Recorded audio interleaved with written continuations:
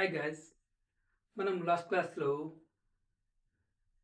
Interrogative pronoun and relative pronoun గురించి తెలుసుకున్నాం. First of all welcome to my channel smart SLP online English classes. This is Lakshmipathi. So మనం last క్లాస్లో interrogative pronoun and relative pronoun గురించి క్లియర్గా తెలుసుకున్నాం కదా. So ఈ క్లాస్లో మనము indefinite pronoun and reflexive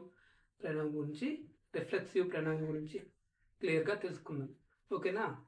okay friends, ఇక్కడ చూడండి, definitions plus some of examples ఇచ్చాను. చూడండి, ఇక్కడ చూడండి, ఇండెఫినైట్ ప్రొనౌన్ అంటే నిరవధిక సర్వనామము లేదా అనిశ్చిత సర్వనామము అంటారు. ఓకేనా? ఇక్కడ చూడండి,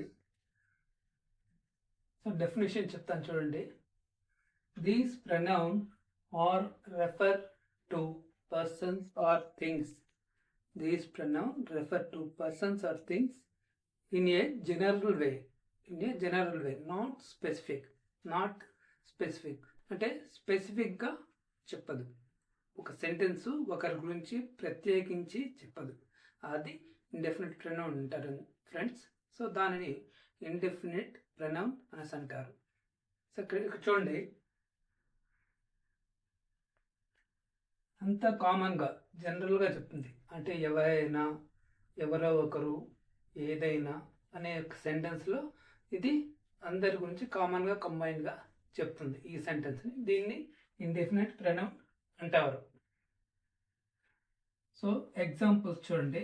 ఎగ్జాంపుల్స్ ఇక్కడ ఒక 6 ఇచ్చాను చూడండి. ఫస్ట్ సమ్వన్ అంటే ఎవరో ఒకరు. సమ్వన్ ఎవరో ఒక వ్యక్తి. ఎవ్రీవన్ అంటే ప్రతి ఒక్కరు. ఎవ్రీథింగ్ అంటే ప్రతిదీ, ప్రతి ఒక్కటి. నెక్స్ట్ నోబడి ఎవరు car. Next all of the అందరూ. అంటే అందరూ.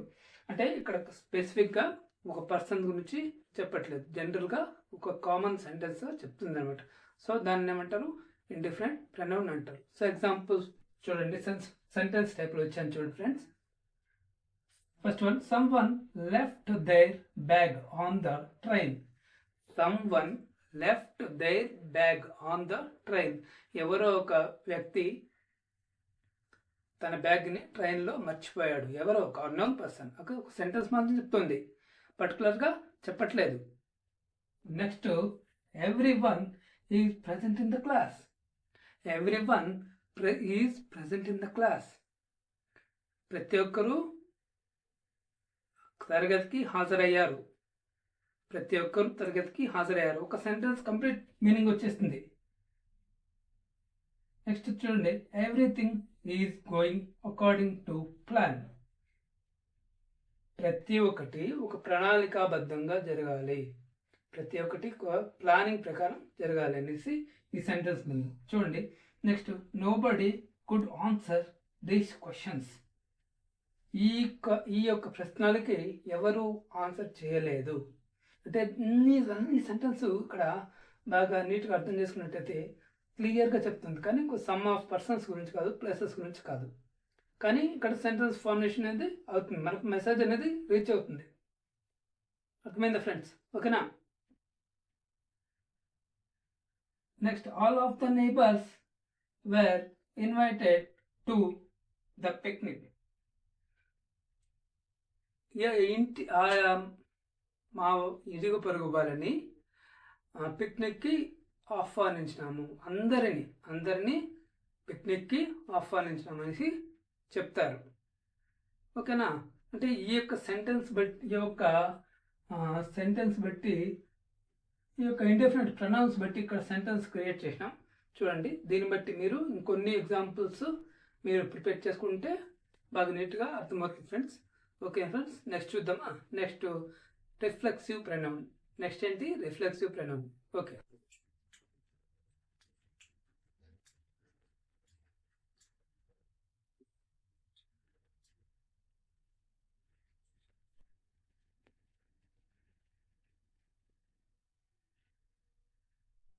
ఇండెఫినెట్ ప్రొనౌన్ గురించి ఇంకొకసారి నీట్గా చెప్తాను, క్లియర్గా వాచ్ చేయండి. ఓకేనా, స్కిప్ చేయకుండా వాచ్ చేయండి. Indefinite pronoun. These pronoun refer to persons or places or things in general way. అంటే ప్రత్యేకంగా వ్యక్తుల గురించి వస్తువుల గురించి చెప్పదు ఫ్రెండ్స్, ఇది జనరల్గా చెప్తుంది. సో కొన్ని కీవర్డ్స్ చూడండి ఇక్కడ. First one, someone, everyone, everywhere, nobody, all of them. ఇక్కడ కొన్ని ఎగ్జాంపుల్స్ ఇచ్చాను, దాని ప్రకారం ఇక్కడ సెంటెన్స్ చూద్దాం. Everyone left their bag on the train. Everyone, so someone left their bag on the train అంటే ఎవరో ఒక వ్యక్తి ఆ ట్రైన్లో బ్యాగ్ మర్చిపోయాడు. ఎవరో ఒక వ్యక్తి, some unknown person. Right, very good, good. So every one is present in the class. Every one is present in the class అంటే క్లాస్కి ప్రతి ఒక్కరూ హాజరయ్యారు. Every one present in the class. ఓకేనా, కానీ సెంటెన్స్ ఫార్ములేషన్ మనకు వచ్చేసింది. ఇక్కడ మెసేజ్ కరెక్ట్గా రీచ్ అయింది, కానీ ఒక పర్సన్ గురించి కానీ ప్లేసెస్ గురించి కానీ స్పెసిఫిక్గా ఫైండ్ అవుట్ చేయలేదు. That is called indefinite pronoun. Next one చూద్దాం. Everything is going according to plan. Everything is going according to plan అంటే ప్రతి ఒక్కటి ప్రణాళికాబద్ధంగా జరగాలి. ఒక ప్లానింగ్ ప్రకారం వేసుకుంటే ఏదైనా సాధ్యమే అనేసి ఈ యొక్క సెంటెన్స్ యొక్క మీనింగ్. ఓకేనా, next, all of the neighbours were invited to the picnic. All of the neighbours were invited to the picnic. So ఆ పిక్నిక్కి ప్రతి ఒక్కరిని, ఇరుగు పొరుగు వారిని ఆహ్వానించినాము, ఇన్వైట్ చేసినాము. ఇక్కడ సెంటెన్స్ వచ్చేసిందా, కానీ ఒకరి గురించి స్పెసిఫిక్గా చెప్పలేదు, కామన్గా చెప్పారు. ఇక్కడ కీవర్డ్ ఏది ఉంది ఫ్రెండ్స్ చూడండి. In a general way. General way, not but not specific. స్పెసిఫిక్గా ఉండదు. ఓకేనా, దీన్ని బట్టి ఈ ఇండెఫినెట్ ప్రొనౌన్కి సంబంధించి మీరు ఇంకా కొన్ని ఎగ్జాంపుల్స్ కానీ ప్రిపేర్ అయినట్టయితే బాగా నీట్గా అర్థమవుతుంది. So let's go to another pronoun, reflexive pronoun. So ఇక్కడ చూడండి, నెక్స్ట్ వన్ ఏంటి, రిఫ్లెక్సివ్ ప్రొనౌన్. నెక్స్ట్ వన్ ఏంటి, రిఫ్లెక్సివ్ ప్రొనౌన్. డెఫినేషన్ చూద్దాం. This pronoun describes noun when subjects action effects the subject it self. అంటే ఒక సబ్జెక్ట్ మీద ప్రభావం చూపిస్తుంది, ఒక కర్త మీద ఆ ప్రభావం అనేది చూపిస్తుంది. రిఫ్లెక్టివ్ ప్రొనౌన్ అంటే తనంతట తాను, it self, my self, them self అనే ఒక మీనింగ్లో ఇక సెంటెన్స్ అనేది ఇక్కడ క్రియేట్ చేయడం జరుగుతుంది, సెంటెన్స్ అనేది ఫామ్ చేయడం జరుగుతుంది. So let's want to see for example, I did the work myself. I did the work myself. తనకు తానుగా వర్క్ చేశాడు. Next one, he is talking to himself. తనలో తానే మాట్లాడుకోవడం ప్రారంభించాడు అనుకోవచ్చు, ఏదైనా సరే. Next one, you should think about your self. చూడండి, యువర్ సెల్ఫ్ ఇక్కడ చూడండి, my self, himself, your self అనేది హైలైట్ చేస్తూ వస్తున్నాను చూడండి. నెక్స్ట్ వన్ ఏంటి, you should think about yourself. అంటే నిన్ను గురించి నువ్వు ఆలోచించుకో, అంటే తన గురించి తను ఆలోచించుకోమని చెప్పడం సెల్ఫ్గా. Next one, they enjoyed themselves. అది ఈ సెంటెన్స్ ఏ సిచ్యువేషన్లో వస్తుందంటే ఏదైనా హ్యాపీయెస్ట్ సిచ్యువేషన్లో, ఏదైనా ఒక పిక్నిక్ కావచ్చు, ఏదైనా ఒక పార్టీ కావచ్చు, ఏదైనా అకేషన్ కావచ్చు, ఏదైనా సరే. సో వాళ్ళు ఎంజాయ్ చేశారు. వాళ్ళు తనకు తానుగా వాళ్ళందరూ కలిసి ఎంజాయ్ చేశారనే సందర్భంలో అనే సిచ్యువేషన్లో ఈ సెంటెన్స్ వాడతాం. Next, the dog starts barking it self in the darkness. The dog starts barking itself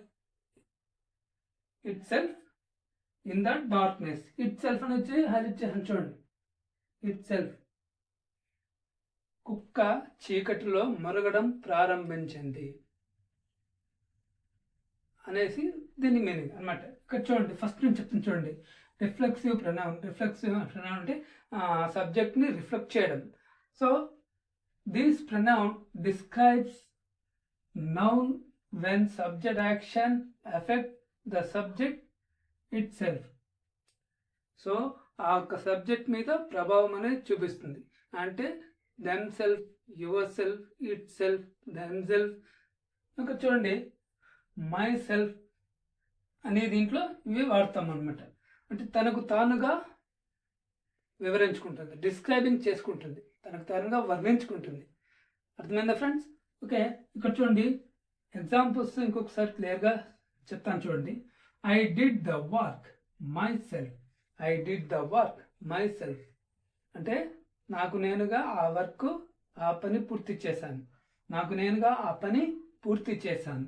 next, he is talking to himself. He is talking to himself. తనలో తాను మాట్లాడుకోవడం ప్రారంభించాడు, తనలో తాను మాట్లాడుకుంటున్నాడు. Next, you should think about yourself. You should think about yourself అంటే నిన్ను గురించి నువ్వు ఆలోచించుకో, నిన్ను గురించి నువ్వు ఆలోచించుకో. ఓకేనా friends? The dog starts barking it self in the darkness. The dog starts barking it self in the darkness. చీకటిలో కుక్క మరగడం ప్రారంభించింది. ఓకేనా? సో ఈ ఎగ్జాంపుల్సే కాకుండా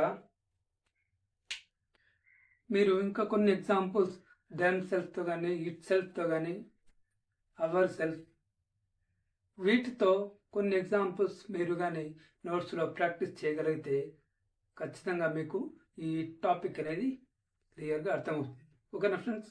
ఇంతటితో ఈ క్లాసు మీకు అర్థమైందనేసి క్లియర్గా నేను ఎక్స్పెక్ట్ చేస్తున్నాను. Next one, first of all ఇప్పుడు ఏం తెలుసుకున్నాం మనం? Indefinite pronoun and reflexive pronoun.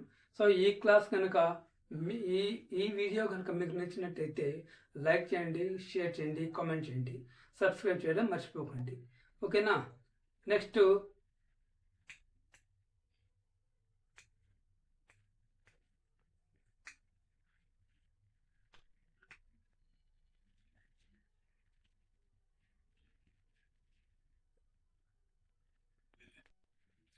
Okay friends, చూడండి, ఇంతటితో ఈ రిఫ్లెక్సివ్ ప్రొనౌన్ అనేది అర్థమైంది కదా మీకు. ఫస్ట్ ఇండిఫరెంట్ ప్రొనౌన్, మళ్ళీ రిఫ్లెక్సివ్ ప్రొనౌన్ గురించి ఈ వీడియోలో ఈ క్లాస్లో డిస్కస్ చేసుకున్నాం కదా. So next reciprocal pronoun and possessive pronoun గురించి క్లియర్గా డిస్కస్ చేసుకుందాం. నా యొక్క చిన్న అడ్వైజ్ ఏంటంటే ఫ్రెండ్స్, మేము చెప్పే టాపిక్స్ని బేస్ చేసుకొని మీరు ఎగ్జాంపుల్స్ క్రియేట్ చేసుకుని ఎగ్జాంపుల్స్ రాసుకుని నేర్చుకుంటేనే మీకు క్లియర్గా అర్థమవుతుంది. ఓకేనా ఫ్రెండ్స్? చూద్దామా? Okay, thanks for watching this video.